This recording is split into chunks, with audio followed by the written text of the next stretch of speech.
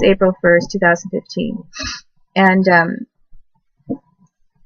so anyway, several times I attempted to escape the United States, and I went to, and when I was at these various countries where they were trafficking me, I attempted to go to the officials, and mistakenly, sometimes the same officials that the U.S. was bribing and working with and had talked about me with before I was ever even in their country. And I attempted to get political asylum. I asked several countries for political asylum as a kid and a preteen, and I was refused that. I also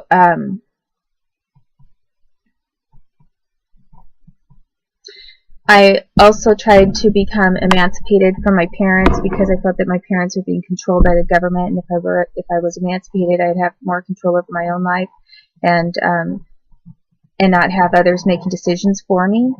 And the government, I got actually kidnapped several times when I was attempting to do that, and had a bunch of things stolen from me, and I was raped. And then I was forced, to stay back with my parents because I was told if you don't, we'll put you in a mental ward. And every single time they ever took me to the United States has actually thrown me into mental ward since I was a kid. And they lie about it and say, oh, I was never in a mental ward when you were a kid. And they just basically try to cover up everything they've done to me.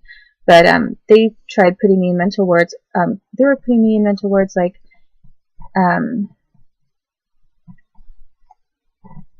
mostly from the time they started cloning babies, and wanted me to shut up about it. And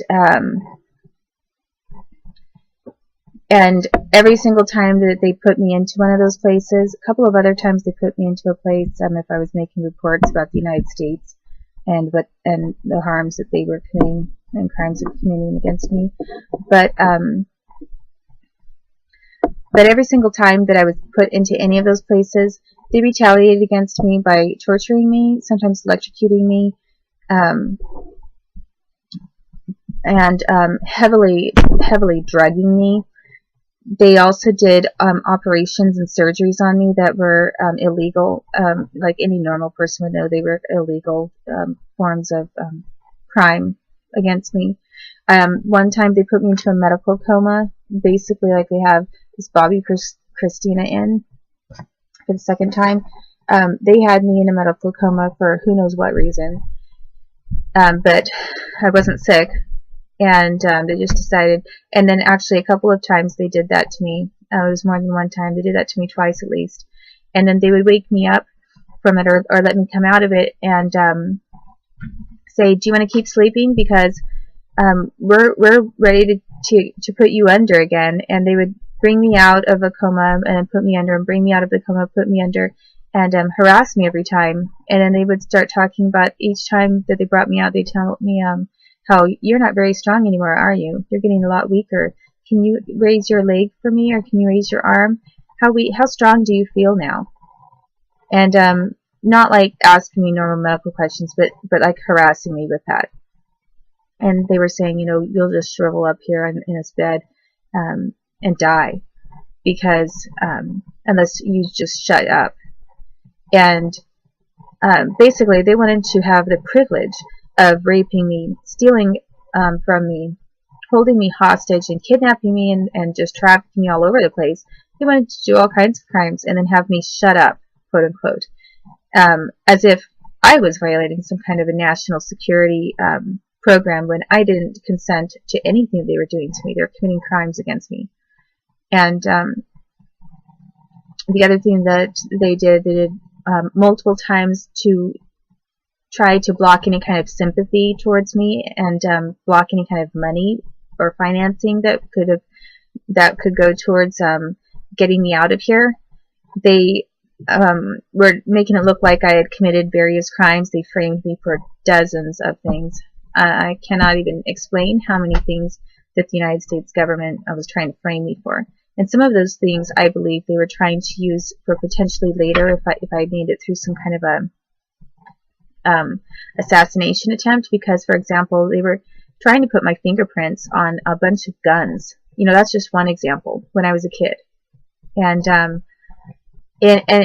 actually that was in a couple of different countries, as well as a couple of more than one state in the United States. And you know, for example, I wouldn't be in any kind of a gun shooting situation at all, but then I'd be at someone's house and they'd say, "What do you think of this gun?" And then they'd have me handle something, or they'd come up with some excuse to have me touch and handle a gun, and then they were putting it into Ziploc bags, like then picking it up with a scarf or with gloved hands, and then dropping the gun into a plastic bag. And you know, a lot of times they were doing that right in front of me, and I think they just figured, we're going to make her sound so crazy, no one will ever believe her. But at the time, they were torturing me so badly that I wasn't allowed or able to speak out to the public about anything. So I think that possibly they just thought, you can't tell anyone, we control everything that you do, and we want you to know that maybe, you know, their idea was that they could do that to threaten me with the idea they could try to pin crimes on me. Well, they've done that. They did that when I was younger, and I think that they had maybe some ideas of like, well, we're going to put some of this in safekeeping for later, like maybe try to come up with some kind of a claim that forensics people found fingerprints on such and such a gun, like at a later date in my life. You know, for what reason? Probably just to, if they decide they want to get rid of me and put me in a prison or something, and things weren't working out for them. So several times I have been put into aside from some false arrests and being tortured actually in prisons where I was kidnapped to and tortured. I was also put into mental wards and drugged and tortured there. And the main thing that I was told in every single case was to shut up. That was the message for every single place that I was ever sent to in my entire life. It was always about shut up and don't talk about this anymore. And we want you to bond. We want you to pretend like everything's fine and act like you're bonded back to the people and to us. Because if you don't trust us and bond with us and pretend like everything is fine, we'll just leave you here and make things even worse. So what do you want? You want to come on out of this horrible place where you know you're being drugged and you're innocent and whatever, and stay here as a captive in this kind of a condition, or do you want to come back out into the quote-unquote real world and pretend and lie for us to cover for us and pretend like nothing's wrong, and as long as you make it look really good, like you retract everything that you've ever said about us and nothing bad has ever happened, then you can be out. We won't drug you as much, and we won't keep you in a confined setting. So basically, then they just traffic me around some more, let me out, and then traffic me around more, steal more from me, hold me hostage, so that a lot of their purposes and intents, I found out, was to force me to write more songs, because they were making so much money off of it. They didn't allow me to develop any other skills, because they just wanted me to be cranking out music.